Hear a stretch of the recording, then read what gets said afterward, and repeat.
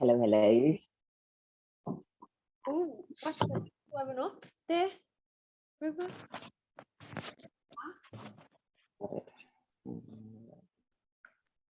There we are. How is everyone? Oh, great. I'm good. Yeah.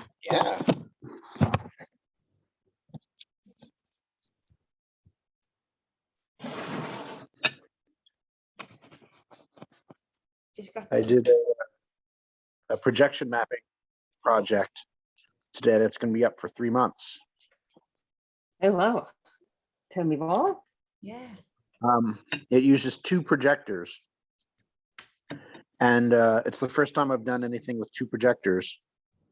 Right. So there's a screen plus 2 the monitor has the projection mapping program on it, and then there's 2 projectors as well, and it's in a room, so there's a wall and there's a column in front of it, and so I'm projecting I'm projecting onto the column, and there's also a projector behind the column.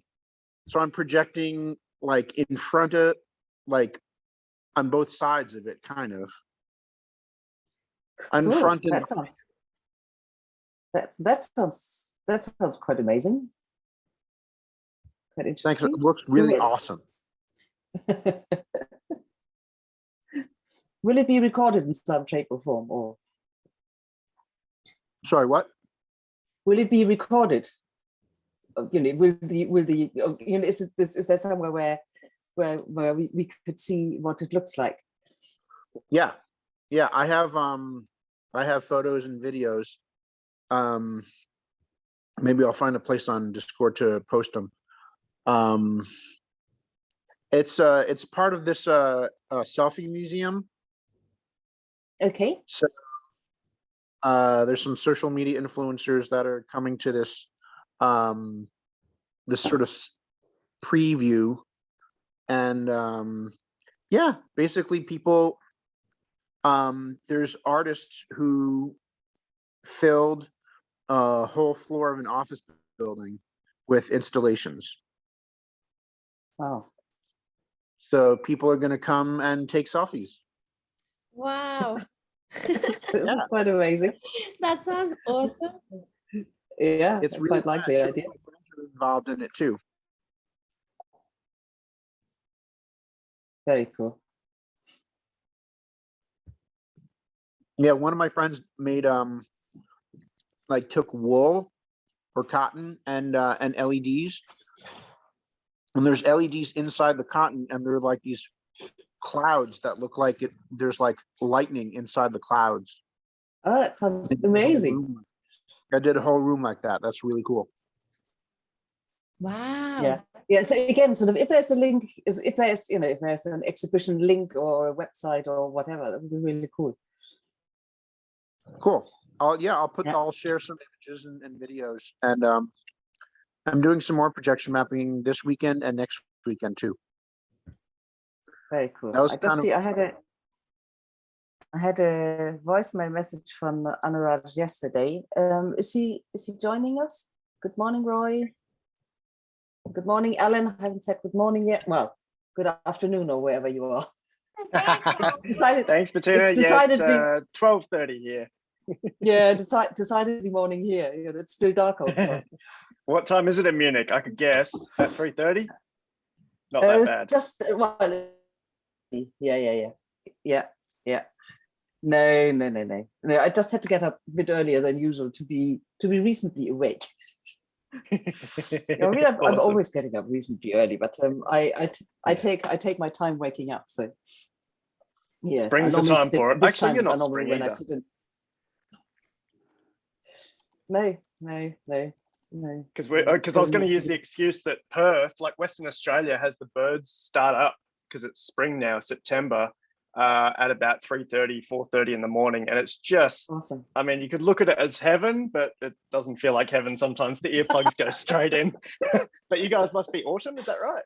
Yeah, that's right. It's getting darker, ready to curl up and shut down, and to go inside and all that kind of stuff. Even though we've got a very beautiful Indian summer, after we didn't have, had a very peculiar summer this year.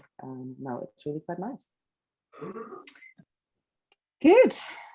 Do we know whether, as I said, I haven't listened to Anurag's voice message. Do we know whether he is planning to be here or whether he can't be here? Do we know? Yeah, I don't think he's coming today. So say again? Yeah, I think he's reducing his screen time. Yeah. Okay. So if shall I just get going, and if someone joins later? Perfect.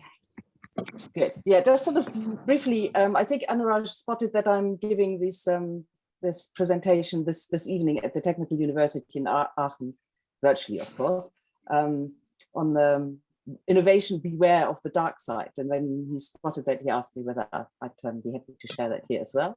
And I am. So you're my guinea pigs of whether I managed to keep to my time and whatever, and see what your reactions are. Because, well, even though I think you are a very different audience to the one that I'm expecting this evening, so I'll be particularly curious to see what you think.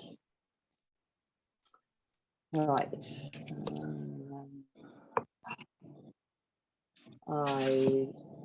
There we are. Let's share this one. And then if I play. So does that work? Can you see my screen? I can still see you at the side. That's brilliant. Yay, yay. Great. So beware of the dark side of innovation. And I will just, I don't know, well, I will quickly go through some brief introduction to myself. I'm not quite sure it's necessary in this context, but for the purpose of a run through, I'll just quickly do that.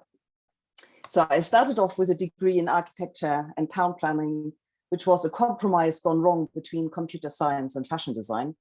And realizing that it wasn't what I hoped it would be, I then, that's actually when I left Germany to move to the UK to do my MBA at London Business School.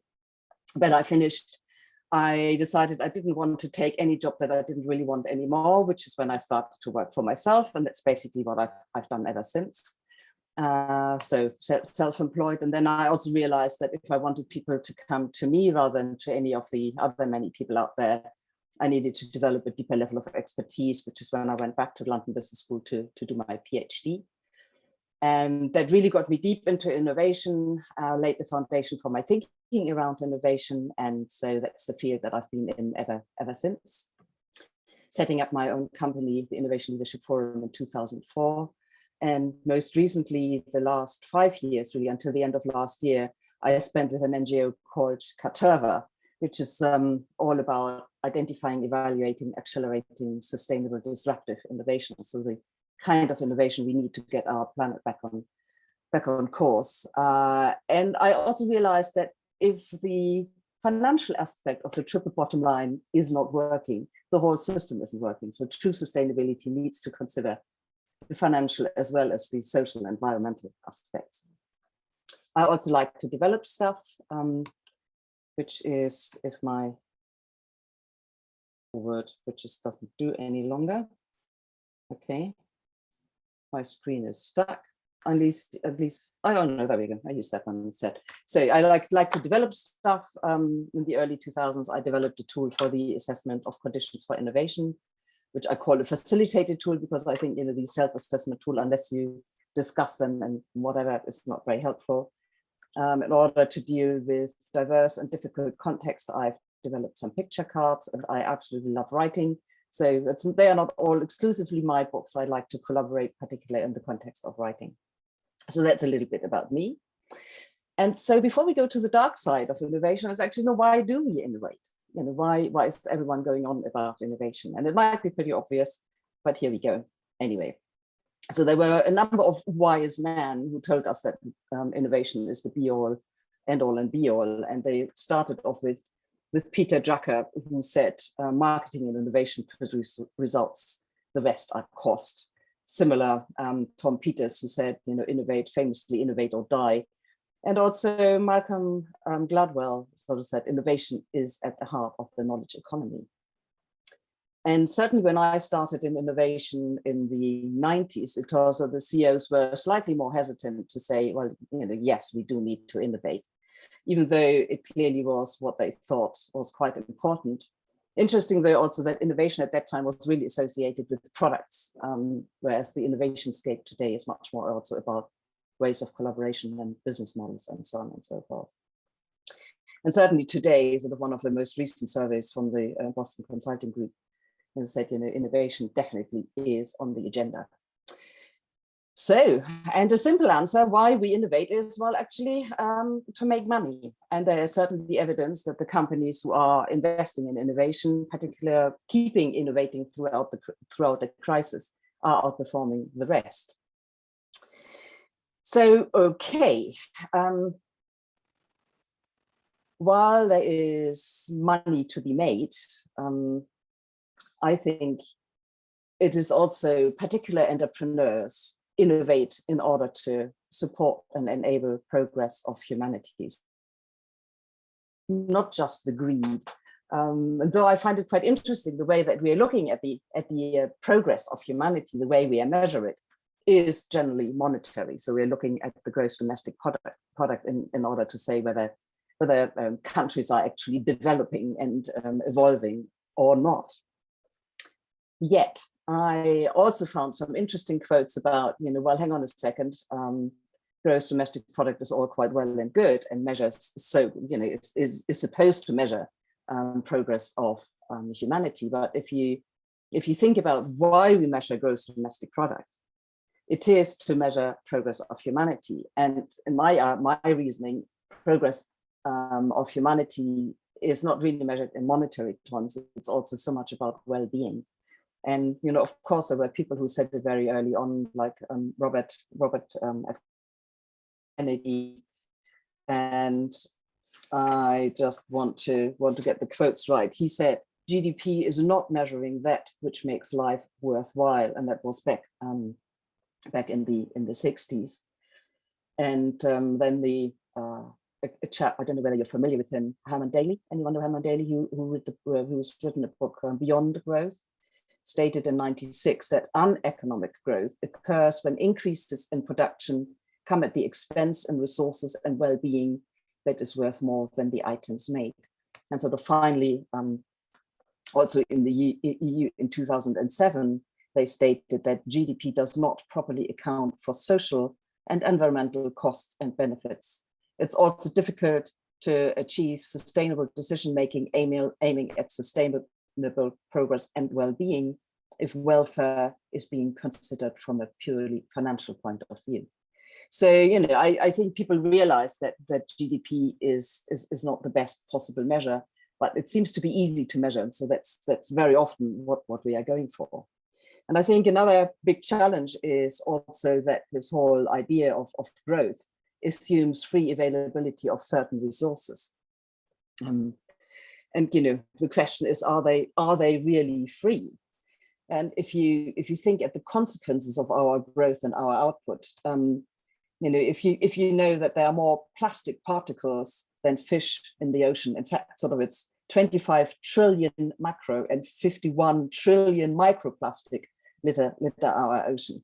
So we might think it's a free resource, but what we are doing to it in the process is quite alarming.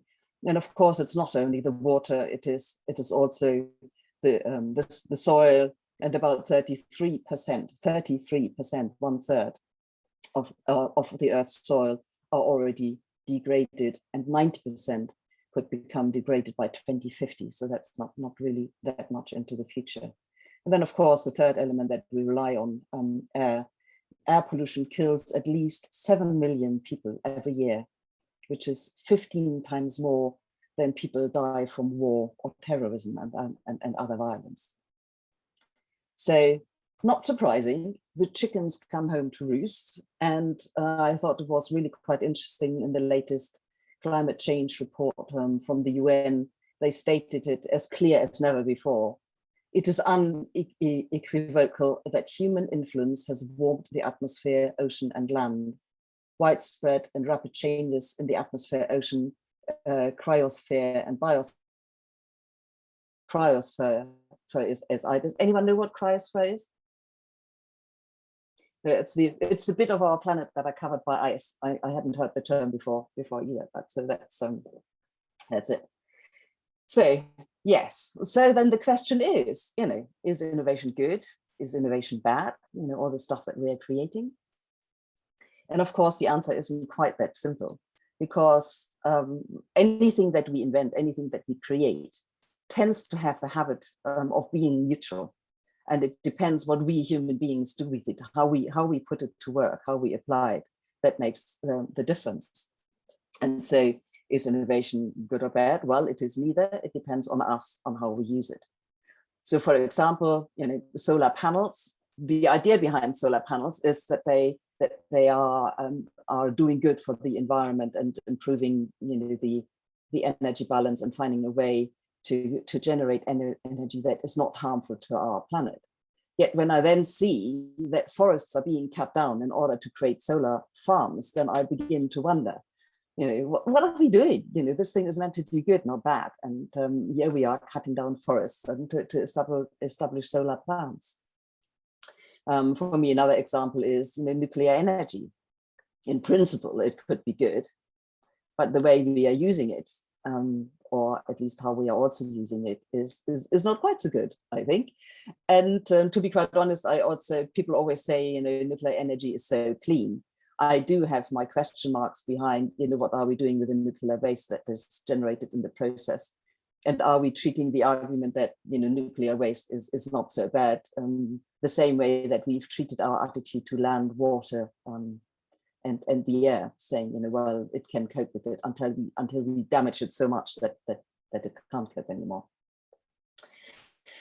So they are neither good nor bad.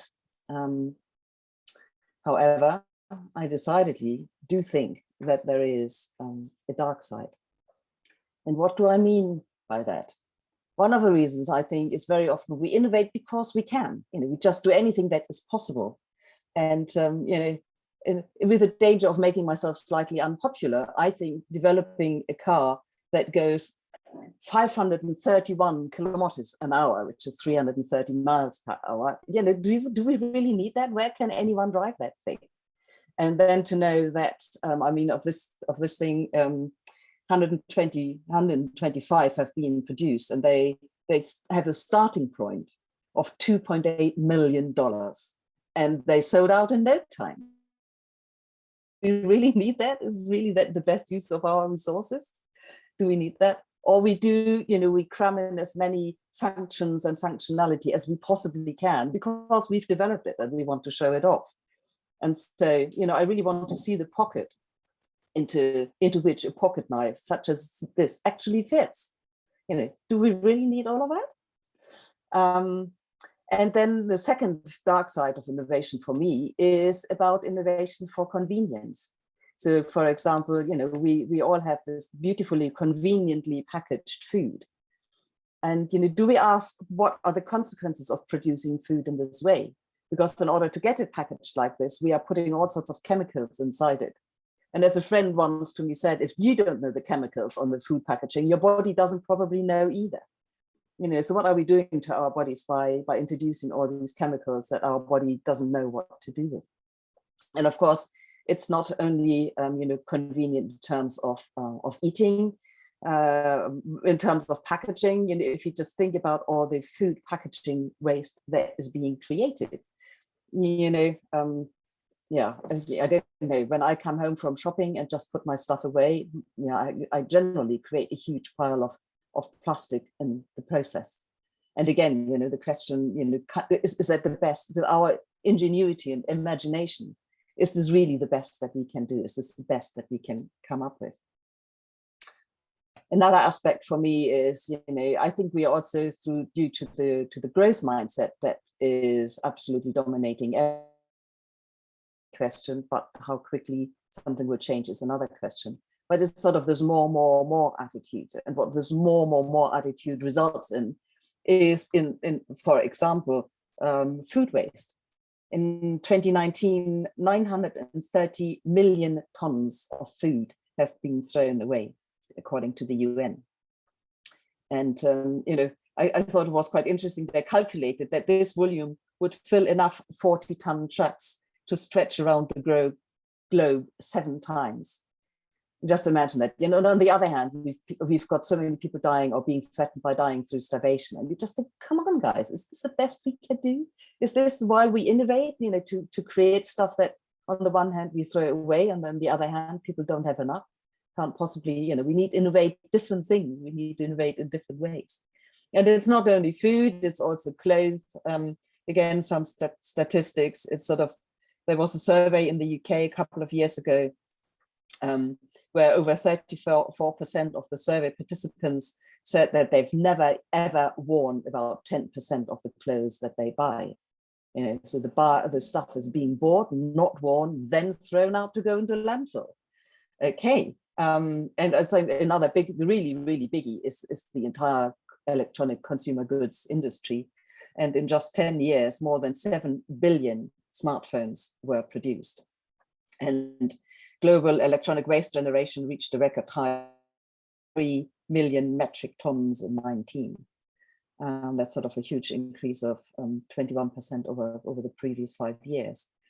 And you know, and how often do I and you know, how often do we upgrade our electronic gadgets because the next ones come out and it's so exciting and we need to have the latest? And what is happening to the stuff that we don't use anymore? I mean, is it in our drawers? Do we throw it out in the general rubbish? Are we sure it's being recycled?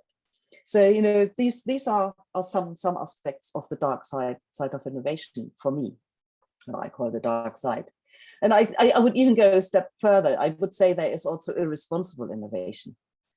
And, you know, if you're thinking about the fact that we are producing chemicals from which we know they are dangerous to human health, and of course to the animals and to, you know, the damage they do to the rest of the planet, and then to know that we are creating chemicals that are considered to be dangerous to be used in the European Union, but we merrily export it to the rest of the world, particularly the developing world, then I really have to say that for me is so irresponsible. How can we do that? We know it's dangerous, and yet we merrily export it. And so there's an example, a company called Syngenta is producing a pesticide that is so dangerous that just one sip can be lethal. Chronic exposure can, even at the low doses, can cause Parkinson's disease. It was first marketed in 1962, has been banned in the EU in 2007. And yet, despite this, about 28,000 tons are still being exported to South America, Asia, and Africa. And so I think, really? Is that what we do? And you know, there are even sort of in the US, they are using chemicals and coloring for food that's been forbidden because we know it is causing harm to health. It's, you know, it's forbidden in the EU, but it's still being used in the US.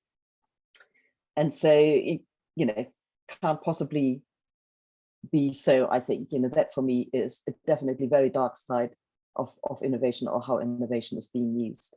And then I think, you know, a step too far, question mark.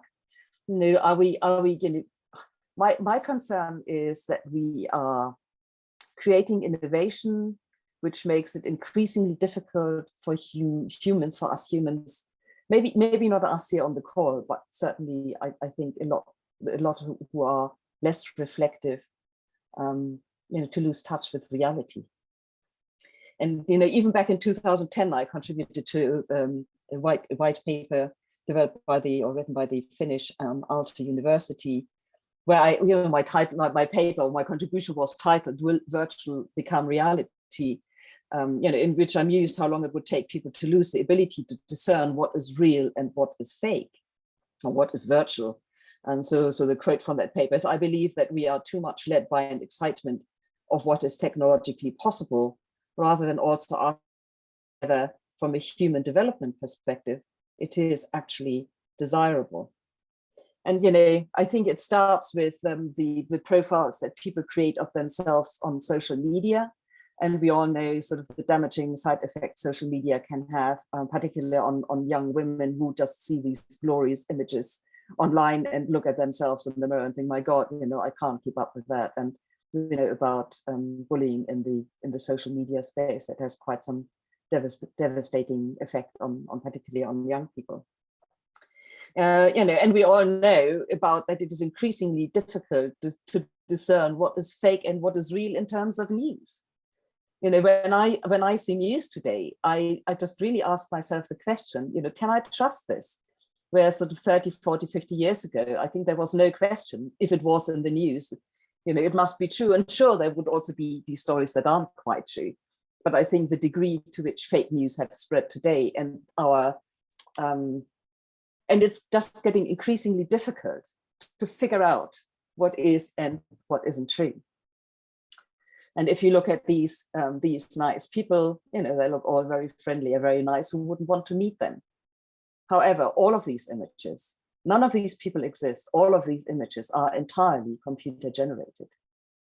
And so my concern is, unless we find a way of enabling everyone to discern what is fake and what is real and what is virtual and what is real, I think, maybe it is innovation a step too far. What I certainly think is innovation a step too far is if we think that we, as we are having the belief that we can control and manipulate nature, is when we start to use viruses and bacteria to weaponize them. And here I'm not quite sure whether it is fake news or whether it's truth. I tried to verify it and found the reference to the following in a number of what I would consider reasonable, credible sources, is that indeed, what's the chap called in the mega corona guru in the United States? What's his name again? I've got it here somewhere. Anyway, I think and the US-based NHI, that they have been funding research into weaponizing bat-based viruses in 2 laboratories, both of which are close to the Wuhan wet market.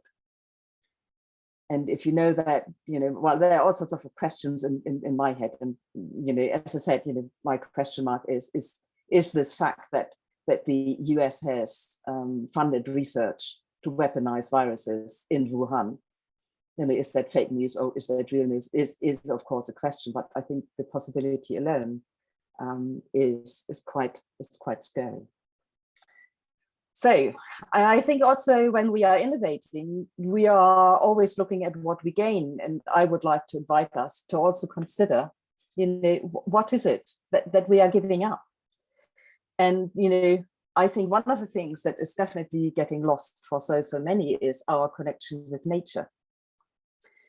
If you think more and more people are living in cities, how many children have never seen a cow or maybe a duck because they are on the ponds and the parks in the city, but there are so many animals that children have never seen in real life.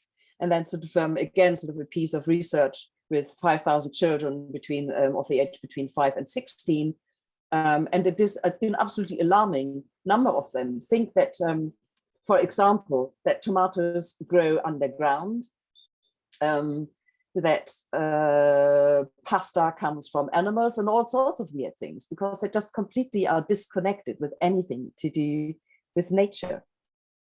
And I also think that this disconnect from nature is partly to blame for the way that we're dealing with nature, the disrespect and the harmful way that we're actually treating nature. And when I'm walking and when I'm walking in the city or whatever, and someone drops a piece of rubbish, I just pick it up and say, I think, give it back to them, and I say, I think you've lost something, because I always wonder, who do you people think? What do you people think happens to the thing they just carelessly throw on the ground? So disrespect for nature, I think, or disconnect from nature is, I think, one of the consequences. And yet at the same time, we know we've got lots of indications that people who feel connected to nature they see more meaning in life. So on the one hand, we know that connecting to nature is beneficial to humanity, and on the other hand, we are doing absolutely everything to destroy it and make it really difficult for people to connect to nature. And I also always highly, I'm not quite sure whether I'm amused or saddened with when people just let go of the simple bit of common sense, blindly following their satellite navigation systems and driving into the sea because that's what the sat-nav tells them. And yes, I hear you, well, just a little bit of common sense would remedy that. But it seems that too many of us don't have much common sense. And as I like to say, common sense ain't that common. Otherwise, we wouldn't face many of the challenges and situations that we get ourselves into. So that's another one. And, it's not only that. I just think we are Googling to find the truth we find relevant in information. And, I absolutely adored the session we had last week with Lita. And I think it's just so amazing. Yet I have the feeling that when people see Lita and start engaging with her, that she speaks the truth. And I really want to question that. Is just because she's got access to so much information, is it really the truth that comes out? And, I think we also had a discussion a little bit. I mean, of course, it depends on what her resources are. What is the information that she's being fed? And if there are biases in the information, will she be able to discern the biases, and will she be able to counterbalance them? And I thought it was really, really interesting when the same question was being asked again and again, that the answer was different every time. And so I also think, that if there is conflicting data in the system, if there are sort of lots and lots of sources that is bound to be conflicting data, then that is reflected in the answers that she gives. And so again, are so in awe of artificial intelligence that we kowtow to it and believe that it is the truth, then that is for me again sort of a huge danger. What is it that we are giving up? And for me again, it's sort of the whole of a understanding of what really is, as opposed to what is being projected. And of course, then that becomes a very philosophical debate, because we all know that reality is constructed by ourselves and by what we see and what we filter out and what we don't filter out, and all of these things. And all I want to do with this is really, to raise a flag that we should be careful on how we deal with it. And also just think back, well, we're 21, think back 14 years back if you can, before, if I had asked people whether they want to be available 24/7, 365, and be happy to answer work-related issues, they probably declared me insane. And yet, in a way, that's what I would think most of us are doing today. I certainly do. And so maybe that's not the problem. What for me, where I see the problem is that using a particular technology has fundamentally altered our behavior. It has altered our way of thinking, of acting, of feeling. And we have slipped into this. It's sort of like the boiling frog syndrome. Because it has entered our lives gradually, we have not been really aware. And now that we are aware, it has become such a way of doing it, is that not to have a smartphone, not to answer email, and not to be available becomes a challenge, because that is what is expected today. And you have to be really quite firm when you say, well, no, I will not be available during my holiday. I will delete all emails that occur while I'm on holiday. You have to be really quite strong, because that is going against the stream. And so, and again, the question, what are we willing to give up, and what do we even notice that we are giving up? And some other piece of research that I thought was really quite interesting is the fact that we are bombarded constantly with so much information with the social media. So we are constantly taking in new information. And unless we are adopting practices such, no screen time, meditation, whatever, any form of switching off from all of that. We are making it impossible for any of this information to be stored in our long-term memory. And if these things are not stored in our long-term memory, it will disable us from making connections that we otherwise would be able to make. There's actually a little video where this is really nicely explained, and I gladly share the reference to that. So, and then sort of maybe one for amusement, are we willing to let go of the control over our body? Now this one is from a university, actually in Germany, where someone implanted electrodes in the legs of a person. And so this person could literally be remote controlled because the muscles would be activated to walk in a certain direction. It reminded me of, I don't know whether any of you know Wallace and Gromit, and there was a Wallace and Gromit movie about the wrong trousers, which is basically, the trousers walk with the human rather than the human walks with the trousers.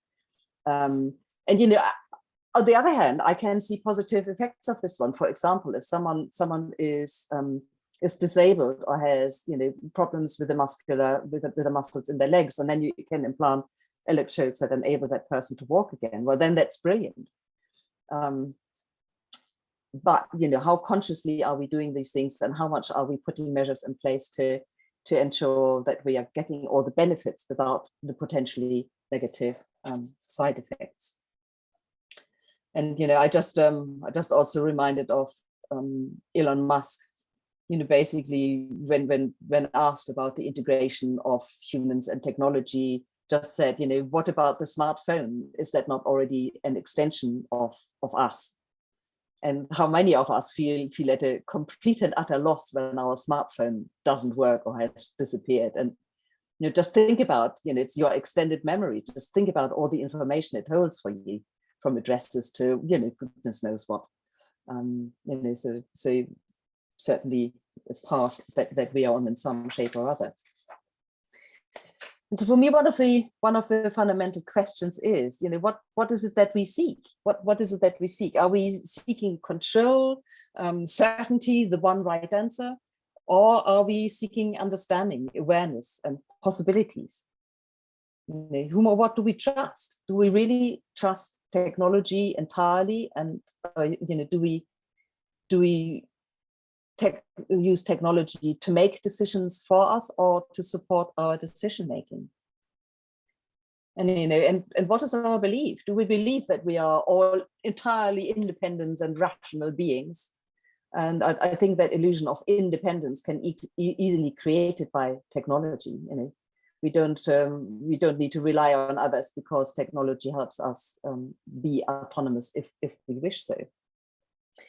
So how much do we actually, how much does technology prevent us from realizing that we are truly all of one system and relying on one and the same system? And, we are definitely part of the same system, and we are affected. What happens in one part of the system is through today's interconnectivity is felt by other parts of the system, whether it is the economic crisis that started with the collapse of one company back in 2008 and has affected most economies around the globe, whether it is the eruption of the Icelandic volcano back in 2010. And I would argue that most people had never heard of Iceland, nor would they be able to place it on the map. Yet, the air traffic was severely affected for a number of weeks, and that was certainly felt around the globe again. And then, of course, the coronavirus has had huge implications emotionally, psychologically, for people's well-being.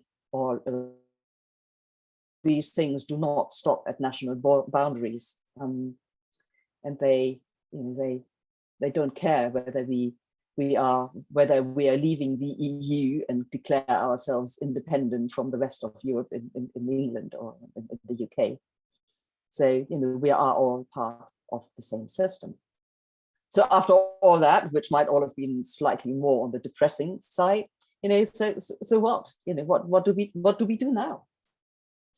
And I think it is really, one of the reasons I want to talk about the dark side of innovation is because I also believe we do have a choice.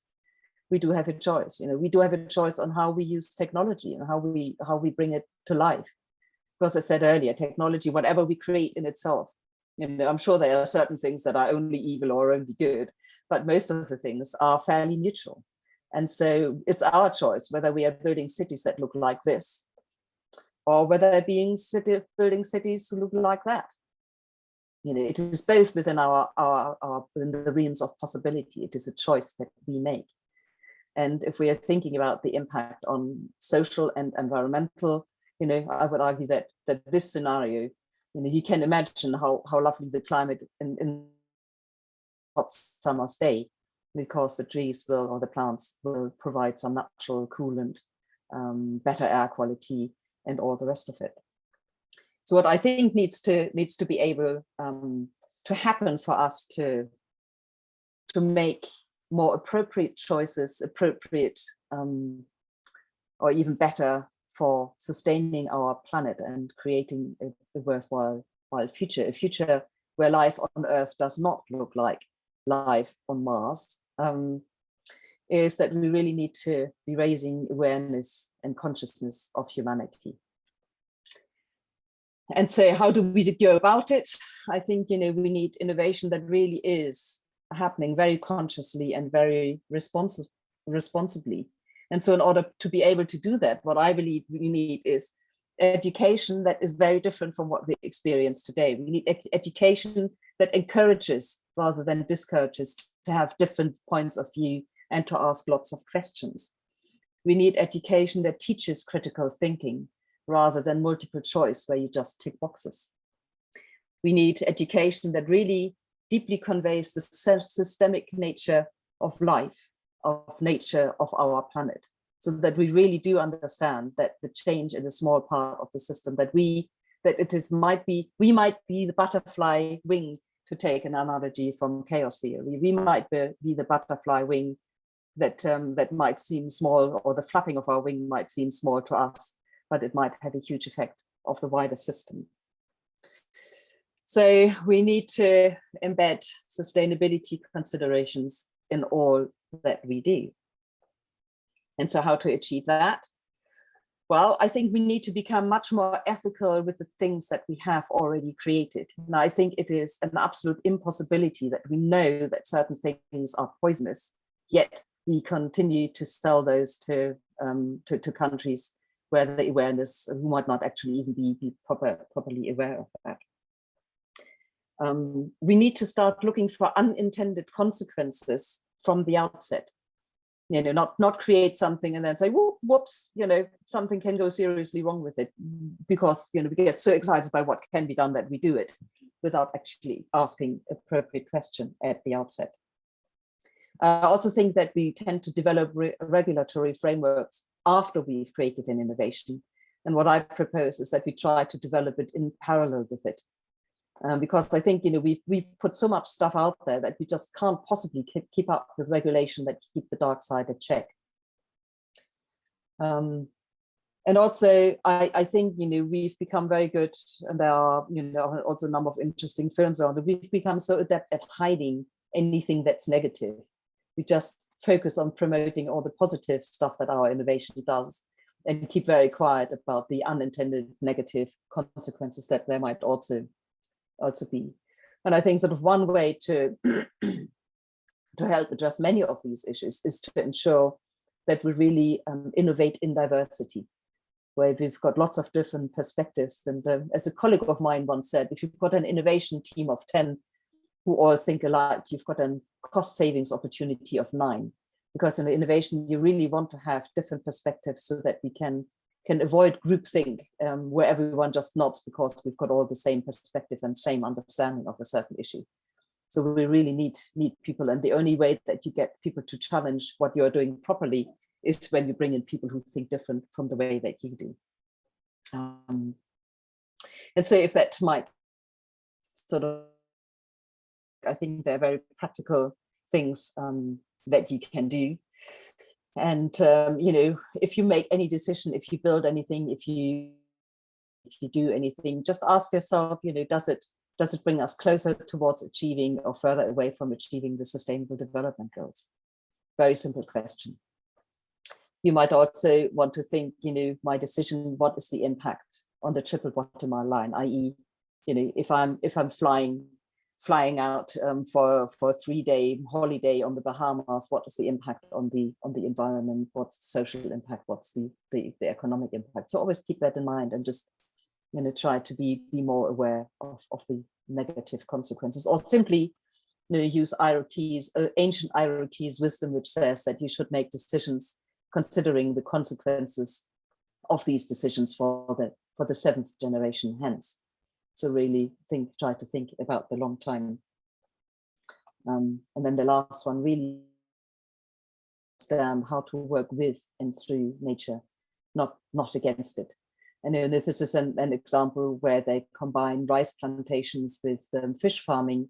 So the fish eat any of the insect larvae that might damage the rice, and the fish poo fertilizes the rice fields. So that is a scenario where you need no intervention, no technology, no chemicals in order to create the results that you would want.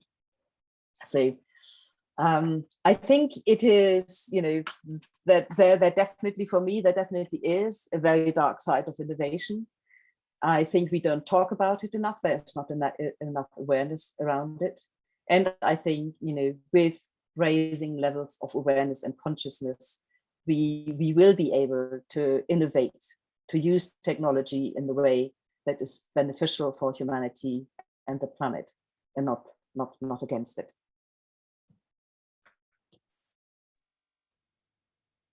There we go. Thank you, Bettina. That was absolutely wonderful. Touched on so many points. So I mean, does anyone have any follow-up questions for Bettina? Yeah, thank you. That was amazing. Not necessarily questions, because you kind of answered them of like, what can we do? But I like, it's definitely not spoken. Samantha, so just quickly, there is the very, very lovely purring of your cat. It's a little bit louder than what you say. I just love it. Yes. Hello. I was just wondering, I was trying to figure out what is what, because I had difficulty hearing what you said. And I realized it was the purring of the cat. Beautiful. I love it. Sorry. I thought it was my connection. Is that better? Yes, thank you. That was the cat purring. Yeah, it's definitely not spoke about enough. So thank you for sharing this. It's really, really powerful. Yeah, really empowering. And yeah, my questions are just like about like regulations. What are we doing to monitor it? Because it is just growing so fast. Yeah, I think, this is also the problem. Due to the connectedness of everything nowadays, what is invented here is almost available, or there's an awareness and the availability almost everywhere. Yet the entire way we deal with regulations is on a very localized basis. I know we've got the UN, and they're trying to look at things, but it's whereas one thing is affecting the entire system, the regulatory side is always mostly dealing with small parts of the system, because then people can't agree, and the industry lobbies come in, because they want to ensure that they are making their money, and then comes the argument of jobs being lost if we're doing this, that, or the other, and immediately it becomes even more difficult to find regulation that keeps certain things at bay. Or so I think it's I was just thinking about when you were talking about the amount of misinformation that's out there, which is really, I think that's the kind of, if I was trying to solve this in, say, just say that problem existed in my house, that's the first thing I would try to fix, and that is try and sift through and make sure that we identify the misinformation as the misinformation, and give people clear, verified access to transparent, proper information, sources. And then you could create the awareness, and then with the awareness, you can then create the proper discussion on how we're going to address this. So then you also have, as you said, there's all this bureaucratic, like lobby, like people with agendas, people with technologies to push. There's profits. So there's it's a very difficult problem. So I appreciate that this goes really, really far. Bettina? Yeah, I think, yes. I don't know if you defined innovation in this at the beginning, but I was, wondering, like, what does that even mean? Because I was just looking at some of the examples, and to me, I'm just thinking, well, that's just not innovation. I wouldn't even classify that as innovation. So I think it's important to define what you mean, because Yeah, I think sort of at the most basic level, sort of innovation is new things being created. So innovation is the process of creating something that hasn't existed before. And to be quite honest, I mean, I absolutely hear you, Ross. I absolutely hear you. And I find, you cannot talk about innovation without the discussion about what actually is innovation and the definition of innovation coming up. And I mean, for my personal definition is innovation is about embracing the path of change to create value, whereby value has to satisfy line. That's my personal definition. I mean, but, I think. Go ahead. The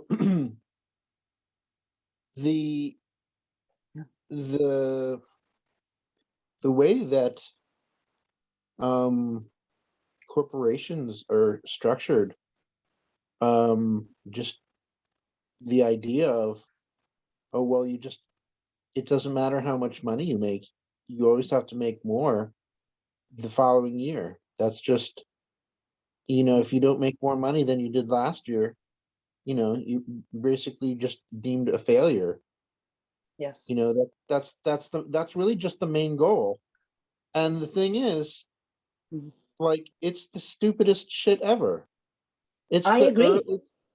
I entirely agree. It's so fun. It's so fundamental to. Yes. I mean, I understand, like, pointing out. Like, I love the specific examples of the waste, and the people need this,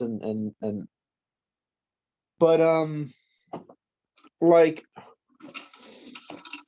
to say, I mean, even just to, it almost seems unfair to just use the word we, because it's really not most of the people who want this and who are doing this.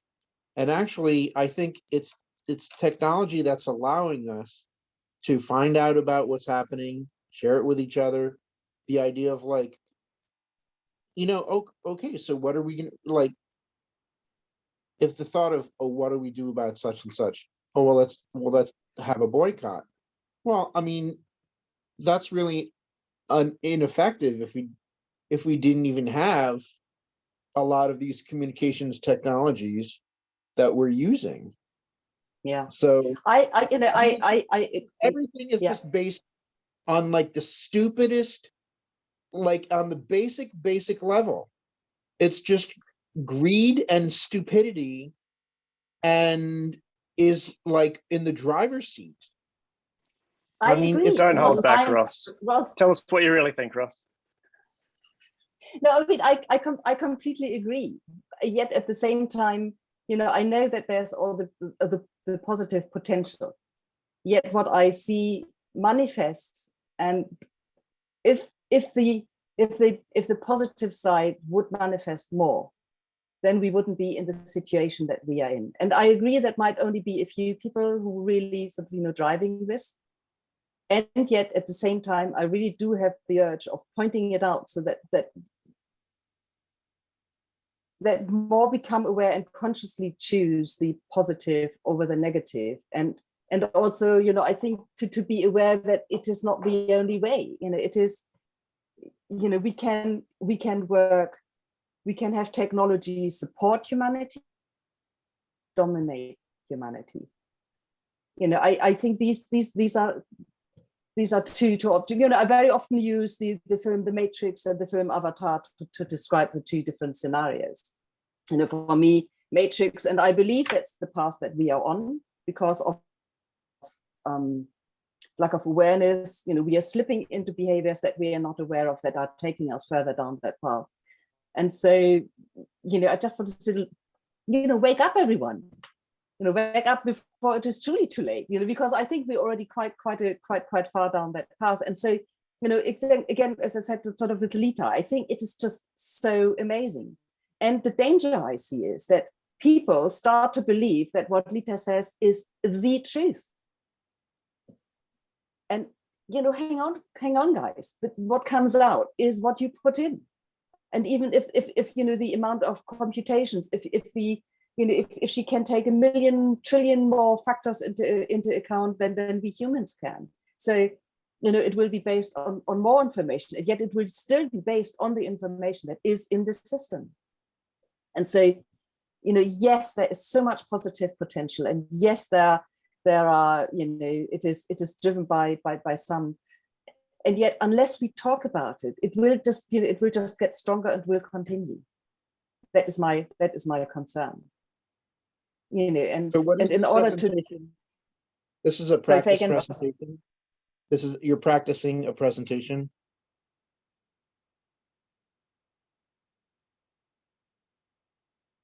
Acoustically, I didn't quite. Were you practicing a presentation?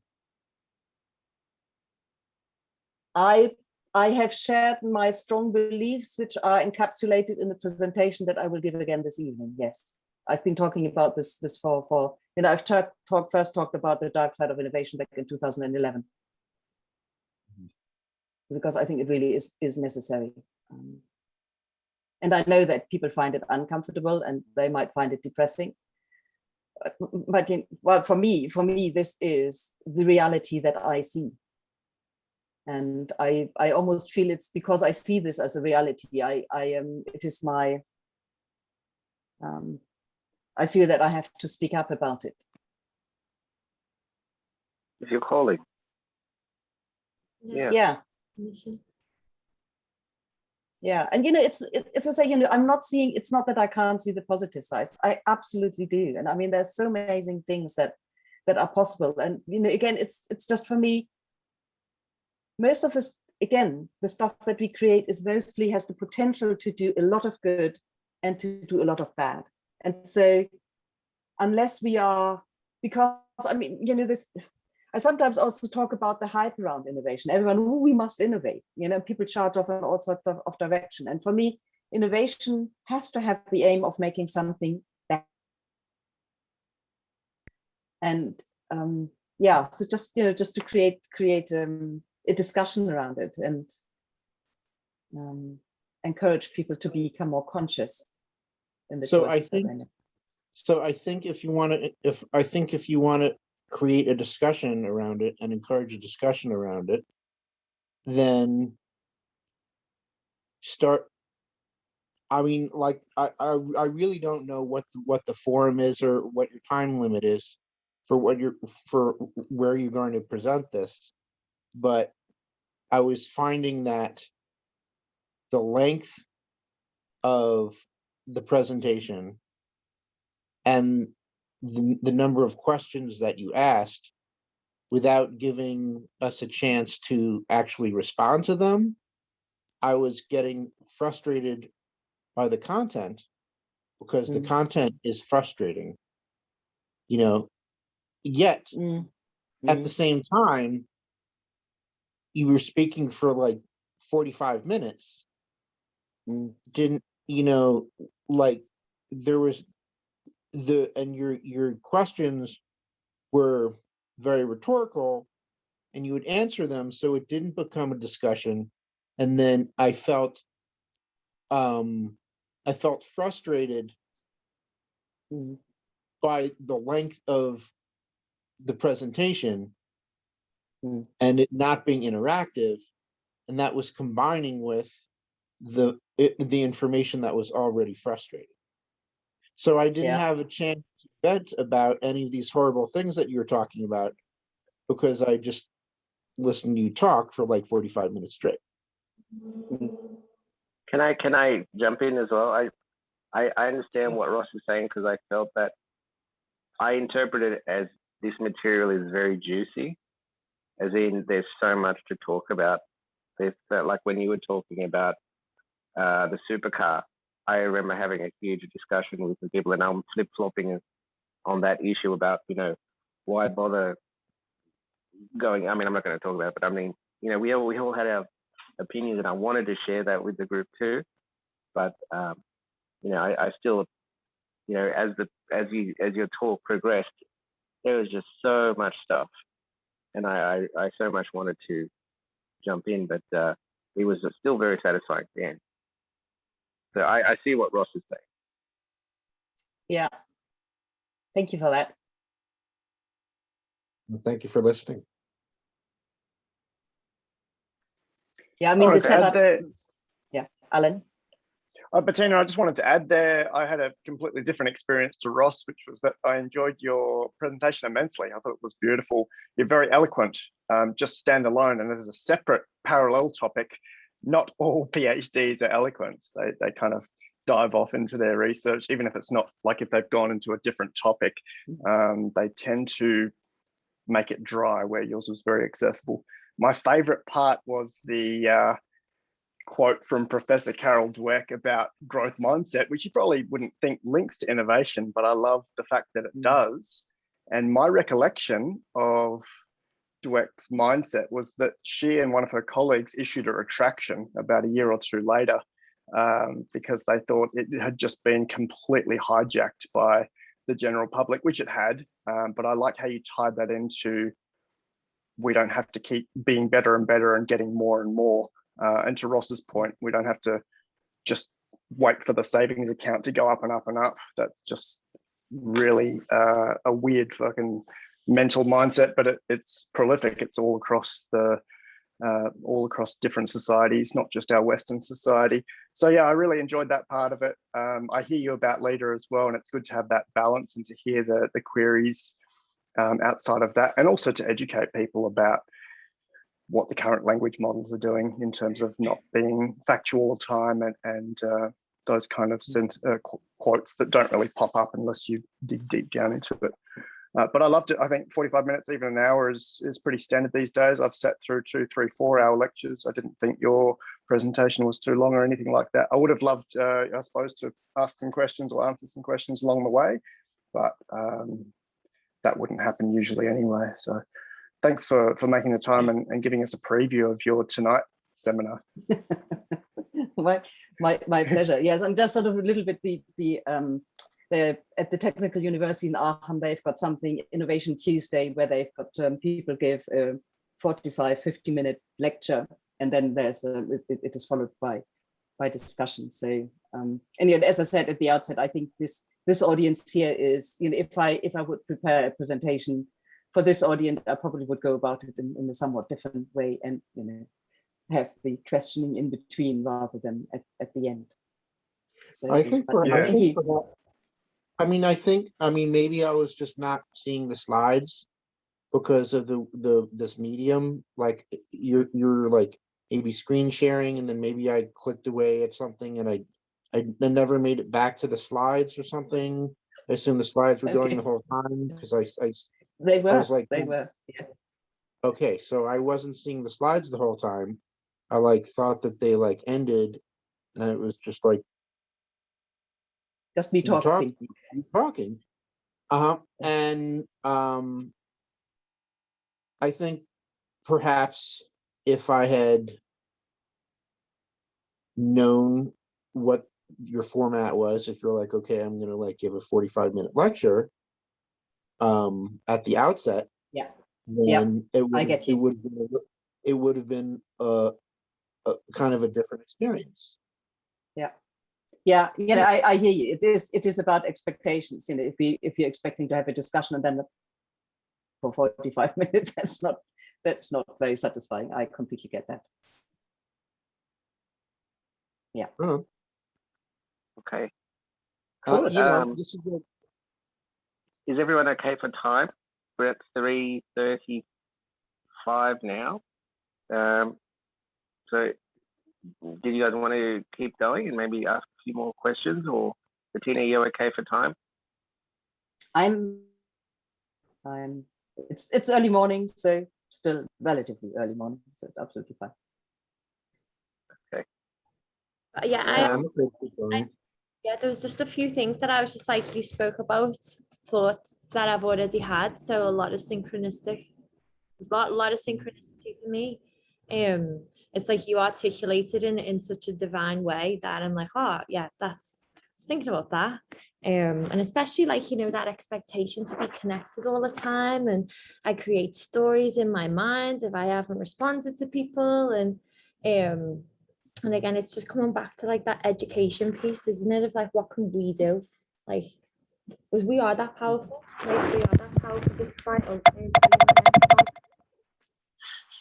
I love your cat. Absolutely adore your cat. Got hijacked by the cat.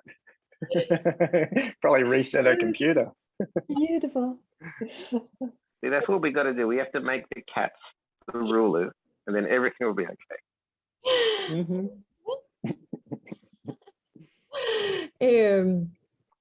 But yeah, again, it's just coming back to like that empowerment of like, what can we do about this? Like, you know, we're all here on like sharing this little vortex together with all of these different perspectives and experiences, and it's like, how can we make like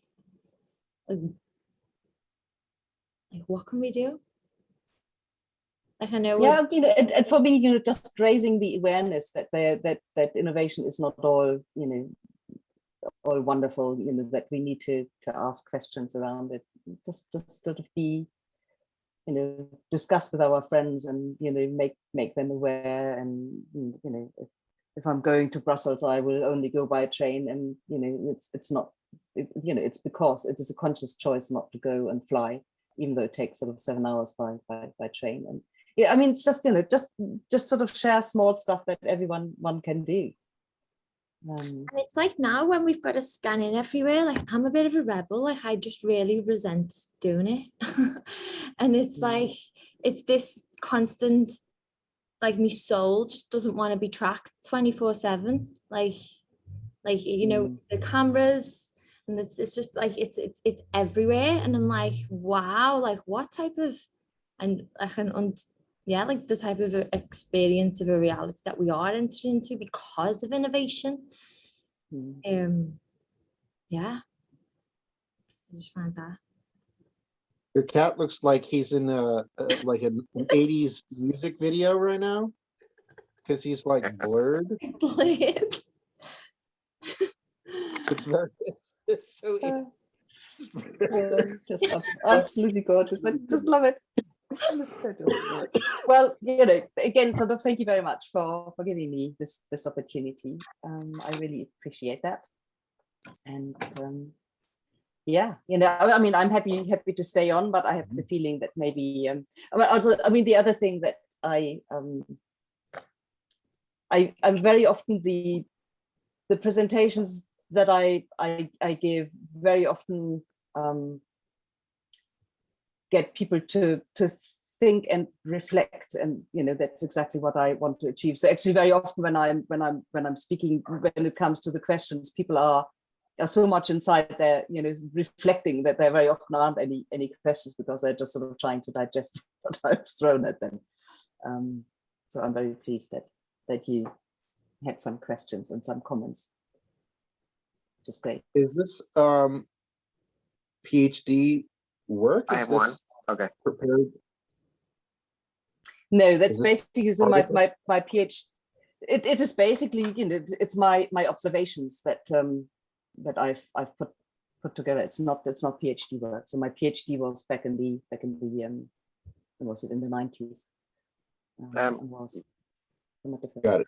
Thank you. Bettina, I have a question about the the rapid pace of innovation and how, you know, we may not, why people aren't stopping and they have to push forward. Do you think that's because sometimes we have to go down these rabbit holes, because if we don't go down those rabbit holes, someone else will? Like, I think that was the Cold War mindset. Yeah. You know, if we don't develop nuclear weapons, Yeah, someone else then will. China or Russia will do it, and so we have to be the one holding the gun. And now that's happening with AI, that's happening with robotics, it's happening with space, and it's just becoming this. You know, especially with AI, you know, you're going to get to a stage where, you know, you push more, and it can go either way. Like self-driving cars, you know, China's really pushing for self-driving cars and electric cars, first of all, and then self-driving cars. And then the law, as you said, you'd want the framework to catch up, or to develop the framework in parallel. Like, we don't even have that now. We barely have the laws to do phone. We have these cameras that take photos of people using their mobile phones while driving. I mean, we can barely manage that, let alone what happens if a Tesla car, if an electric car crashes in and kills someone. You know, where's the legal? Where's the legal? It's a legal minefield, really. You know, who's to blame? Who's not to blame? Is it part of the software? Is it part of the AI's decision? How do we prosecute this? I mean, it. But then people will push forward anyway, and they say, as you said, we'll just make it up as we go along. Yes. Well, you know, Yeah. What's your response to that mindset?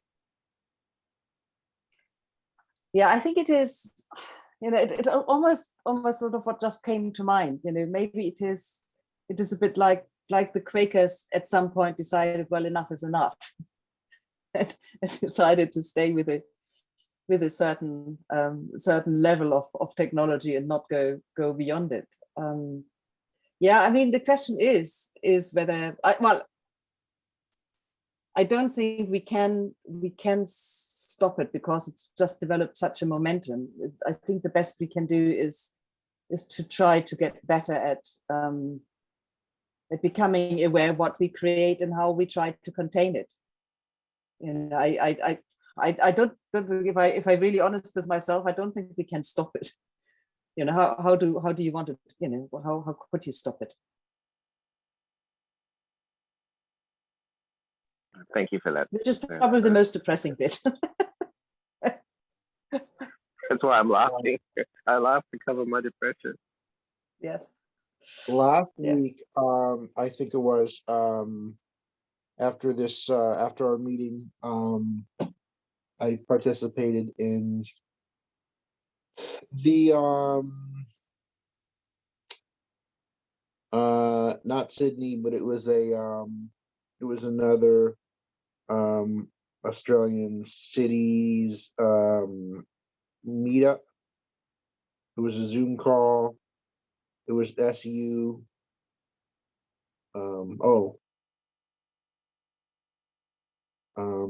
Yeah, I'm sorry, I don't remember the name of the city, but we were talking about internet access for Indigenous people and other things like IoT. And I started, there was a couple of prompts, and I thought of, well, I think a good use of this could be, I think the question was, for remote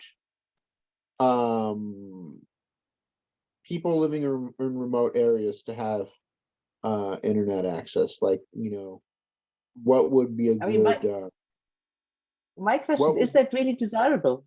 Does it Well- make their life, does it make their life happier? Will they be happier for it? well, the question was, what would be, what do you think some applications of this might be? And I live in a rural area, and my internet sucks. And I work in IT, and I'm interested in all sorts of things. So for me, I think it's very important. And you know, I said with IoT, I think that we can utilize perhaps with AI's help to do a visualization of the butterfly effect. And that you have sensors and you have real-time data and real-time data visualization, and you're able to actually get a sense of literally how you are affecting somebody on the other side of the planet with your actions.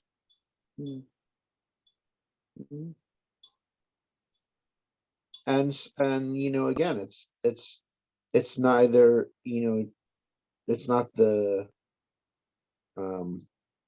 tool, it's the application.